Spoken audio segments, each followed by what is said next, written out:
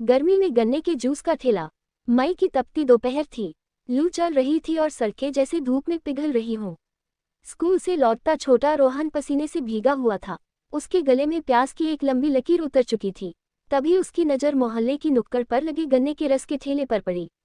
ठेले पर चाचा बड़े मनोयोग से रस निकाल रहे थे। चूने और अदरक की खुशबू से भरे उस रस का रंग जैसे हरियाली की तरह ताजगी से भर गया हो। चाचा, एक गिलास रस देना, रोहन ने कहा। चाचा मुस्कुराए। ठंडी बोतल जैसा ठंडा रस है बेटा, पीते ही जान में जान आ जाएगी। गिलास में बर्फ के टुकड़े डाले गए, ऊपर से नींबू निचोड़ा गया और फिर चाचा ने रस डाल दिया। रोहन ने जैसे ही पहला घूंट लिया, गर्मी जैसे भाग गई। उसके चेहरे पर राहत की चमक आ गई। पास खड़े कुछ और लोग भी ठेले पर आ गए। एक बुजुर्ग बोले, गर्मियों की असली मिठास तो इसी गन्ने के रस में है। ना कोल्ड ड्रिंक चाहिए, ना आइसक्रीम। चाचा ने मुस्कुराते हुए कहा, सच्ची ताजगी तो इसी देशी रस में है बाबूजी।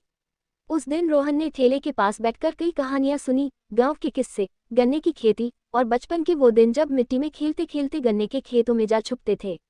गर्मी के दिन थे, लेकिन उस ठेले के पास जैसे कुछ पल के लिए मौसम ठहर गया था। योजक चिन्ह, योजक चिन्ह, योजक चिन्ह।